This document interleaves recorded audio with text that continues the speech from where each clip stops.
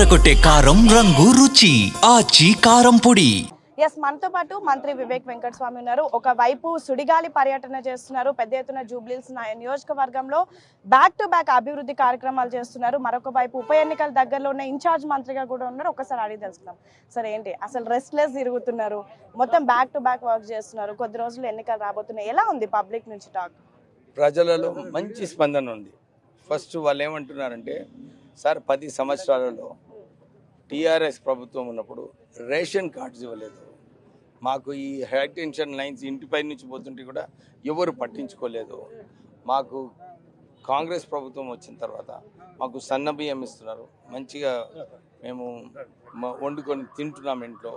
ఇప్పుడు దాంతోపాటు కొత్త రేషన్ కార్డులు ఇచ్చారు, ఈ హై టెన్షన్ వైర్స్ పోయినాయి, నాలీలు, సీసీ రోడ్స్ అన్నీ కూడా మరమ్మతులు చేయించడం జరిగింది కాంగ్రెస్ టైంలో.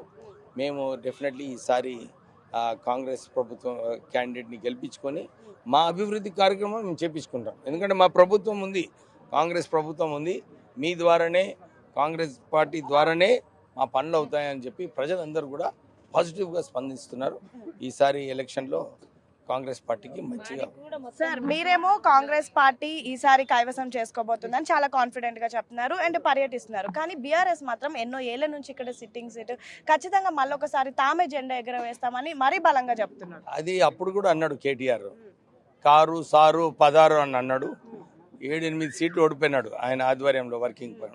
తర్వాత అసెంబ్లీ ఎలక్షన్లో కూడా నేనే ముఖ్యమంత్రి అవుతాను అన్నాడు, అప్పుడు ప్రభుత్వమే కూలిపోయింది. పార్లమెంట్ ఎలక్షన్లో కూడా ఒక్క సీటు కూడా గెలవలే.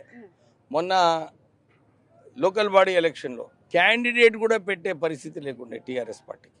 ఇదే గతి ఉంటుంది ఈ ఎలక్షన్లో కూడా, ఎందుకంటే పనులు కాలేదు.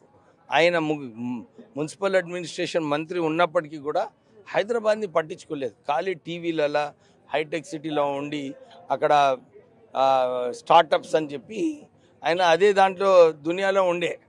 ప్రజలు ఏంది, సామాన్యుడు ప్రజలకు ఏం కావాలి, సామాన్య ప్రజలకు నీళ్ళు అవసరము, డ్రైనేజ్ అవసరము, దీనిపైన పట్టించుకోలేదు.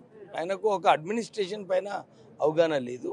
ప్రజలందరూ కూడా గమనించినారు. ఈసారి మంచి అవకాశం వాళ్ళకు కూడా, వాళ్ళ పనులు కావాలంటే డెఫినెట్లీ 3 సంవత్సరాలు కాంగ్రెస్ ప్రభుత్వం ఇంకా సత్తాలో ఉంటుంది, మా పనులు వారి ద్వారా అవుతుందని చెప్పి స్పందన చాలా పాజిటివ్గా. సామాన్యులకు కాంగ్రెస్ ప్రభుత్వం ఏం చేసింది, బాకీ కార్డు అంటూ కూడా ఇప్పుడు ఒక ప్రచారం చేస్తున్నారు. మీరు ప్రజలకు బాకీ ఉన్నారని, 6 గ్యారెంటీలు లేవు, ఇంకా 60 మోసాలు చేశారంటూ కూడా పెద్ద ఎత్తున వాళ్ళ ప్రచారం చేస్తున్నారు. ఆయనకు ఫస్ట్ ఆయన ఎట్లయితే చూపిస్తున్నాడో 4 ఏళ్ళు ఆయన మీదనే ఉన్నాయి. ఆయన ఎన్ని గ్యారెంటీలు అప్పుడు జిహెచ్ఎంసీ ఎలక్షన్లో అందరికీ నేను డబుల్ బెడ్రూమ్ ఇల్లు ఇస్తానని చెప్పి ఓటు వేయించుకున్నాడు. కేవలము 200 మందికి ఇక్కడో కొల్లూరులో, నిజంగా అక్కడ పోయి కొల్లూరులో డబుల్ బెడ్రూమ్ వాళ్ళ పరిస్థితి చూస్తే ఘోరంగా ఉంది. ఎందుకంటే 200 రూపాయలు ఆటోలోనే రావడము పోవడము వాళ్ళకు ఖర్చు అవుతుంది. వారు అక్కడ ఉండి కూడా సరిగా కరెంటు లేదు, డ్రైనేజ్ సరిగా లేదు. ఆ డబుల్ బెడ్రూమ్ ఇల్లు కూడా వాళ్ళు కమిషన్ల కోసం ఏదో చేసుకున్నారు. ప్రజలకు ఏదైతే మాట ఇచ్చిండ్రో, డబుల్ బెడ్రూమ్ ఇల్లు మాట ఇచ్చిండ్రు, చేయలేదు. నిరుద్యోగ వృద్ధి ఇస్తాన్నారు, చేయలేదు. వారు అన్నీ కూడా హామీలు చేయలేదు. మేమైతే హామీలు స్టార్ట్ చేసినాము. 200 యూనిట్లు కరెంటు ఫ్రీ, రేషన్ కార్డ్స్ ఇవ్వడము, సన్న బియ్యం ఇవ్వడము, మహిళలకు బస్ ట్రావెల్ ఫ్రీ, ఇవన్నీ కూడా ఆల్రెడీ అమలు చేసినాం. ఇంకా 3 సంవత్సరాలు ఉన్నాయి, మాకు అవకాశం ఉంది. వాళ్ళేమో ఖజానా ఖాళీ చేసిపోయినరు. 60,000 కోట్లు ఉంటే 8 లక్షల కోట్ల రూపాయలు అప్పు చేసి 5,000 కోట్ల రూపాయలు నెలకు ఖాళీ మిత్తి కట్టడానికి రాష్ట్ర ప్రభుత్వం స్ట్రగుల్ చేస్తుంది. ఇవన్నీ ఉన్నప్పటికీ కూడా ప్రజల సమస్యల కోసమే రాష్ట్ర ప్రభుత్వం పనిచేస్తుంది. వాళ్ళేమో పెద్ద పెద్ద ప్రాజెక్టులు, కాళేశ్వరము, కమిషన్ల కోసము దాంట్లో ధ్యానం పెట్టి అంతా రాష్ట్రాన్ని నాశనం చేస్తున్నారు. మేము ప్రజలకు ఏదైతే మాట ఇచ్చినామో ఆ మాట అన్ని కూడా పూర్తి చేయడానికి సిద్ధంగా ఉన్నాం. సార్, మీ మాటల్లో వింటే అభివృద్ధి కార్యక్రమాలు ఒకవైపు, గెలిపే మీ లక్ష్యం అన్నట్టుగా మీరు మాట్లాడుతున్నారు. కానీ మీకు ఇప్పుడు అభ్యర్థుల ఎంపిక అనేది పెద్ద టాస్క్ గా మారిందని పెద్ద ఎత్తున చర్చ జరుగుతుంది. 2 సామాజిక వర్గాలు ప్రస్తుతం పెద్ద ఎత్తున పోటీ పడతాయి. అందులో ఎవరికి మీరు మొగ్గు చూపబోతున్నారు? మీ నివేదిక ఎక్కడి వరకు వచ్చింది? హైకమాండ్ కి పంపించారా? క్యాండిడేట్ కాంగ్రెస్ పార్టీలో ఎప్పుడు కూడా అందరూ కూడా ఆశిస్తుంటారు, తప్పేం లేదు. ఎందుకంటే మాది డెమోక్రటిక్ పార్టీ, డెమోక్రటిక్ పార్టీ కోసం ఎవరు పనిచేస్తున్నారు, పార్టీ కోసం ఏం చేస్తున్నారు, ఎవరు మంచి అభ్యర్థి, కొందరు ఒక్కోసారి గెలిచే అభ్యర్థి ఉంటాడు. ఇవన్నీ కూడా దృష్టిలో పెట్టుకొని హైకమాండ్ సరైన నిర్ణయం తీసుకుంటుంది. దీంట్లో మా జోక్యం ఏం ఉండదు, మేము రికమెండ్ చేసేది ఏమి ఉండదు. హైకమాండ్ వారు సర్వేలు చేసుకుంటున్నారు. సర్వేలు చేసుకొని ఎవరు గెలిచే గుర్రం ఉంటుందో ఆ గెలిచే గుర్రంకి వాళ్ళు సీట్ ఇస్తారు. సో దాని ప్రకారంగానే కాంగ్రెస్ పార్టీ ముందుకు వెళ్తుంది. సార్, అజరుద్దీన్ లాంటి వాళ్ళని ప్రస్తుతం రేస్ లో నుంచి తప్పించారు. సీనియర్ నేతలు అంజన్ కుమార్ లాంటి వాళ్ళు ఉన్నారు. సో ఇలాంటి వాళ్ళకు రేపు ఒకవేళ టికెట్ రాకపోతే అలాంటి వాళ్ళు ఒకవేళ కలిసి పని చేయమంటే ఎలా నచ్చ చెప్పబోతున్నారు?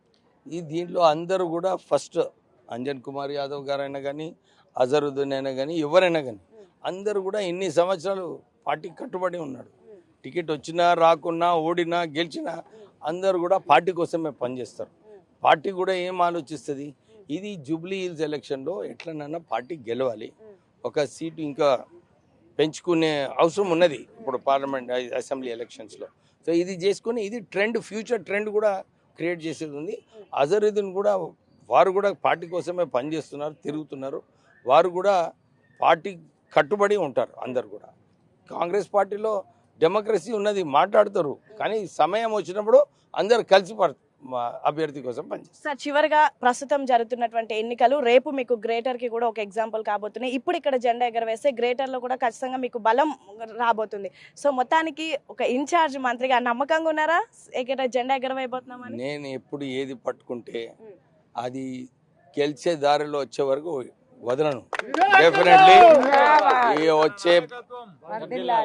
వచ్చే కార్పొరేషన్ ఎలక్షన్స్ లో కాంగ్రెస్ పార్టీదే గెలుపు ఉంటది. కాంగ్రెస్ పార్టీ మేయరే మొత్తానికి గెలిచేవారు ఒకవైపు బ్యాక్ టు బ్యాక్ వర్క్ చేస్తున్నారు. మంత్రి అయ్యాక బిజీ షెడ్యూల్ అయిపోయింది మీది. ఇప్పుడు కూడా నిద్రపోయేది ఉండదు. ఏ నాయకుడికైనా కానీ ఆ పట్టుదల ఉన్నప్పుడు ఆ సాధించుకునే వరకు నిద్రపోడు.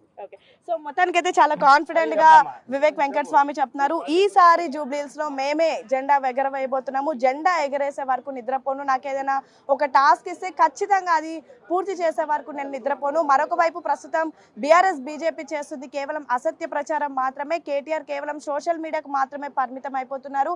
రియాలిటీలో పబ్లిక్ లోకి వచ్చి చూస్తే తెలుస్తుంది వాళ్ళను ప్రజలు ఏ విధంగా ద్వేషిస్తున్నారో. అండ్ సేమ్ టైం ప్రస్తుతం కాంగ్రెస్ పార్టీ రాష్ట్రంలో ఏర్పడి కేవలం 2 ఏళ్ళు అయినప్పటికీ కూడా జూబ్లీహిల్స్ లో అనేక అభివృద్ధి కార్యక్రమాలు చేశాము, మరొక 3 ఏళ్ల పాటు కూడా ఇంకా ఎన్నో అభివృద్ధి కార్యక్రమాలు చేశాము. ఖచ్చితంగా ఎవరికైతే హైకమాండ్ ఎన్నుకుంటుందో ఆ వ్యక్తి కోసం మొత్తం రాష్ట్ర నాయకత్వం అంతా కూడా పనిచేస్తుంది. జూబ్లీహిల్స్ లో మేమే గెలవబోతున్నాం, రానున్న ప్రతి గ్రేటర్ కూడా మేమే జెండా ఎగరవేయబోతున్నాం అంటే చాలా కాన్ఫిడెంట్ గా చెప్తున్నారు మంత్రి వివేక్ వెంకట స్వామి.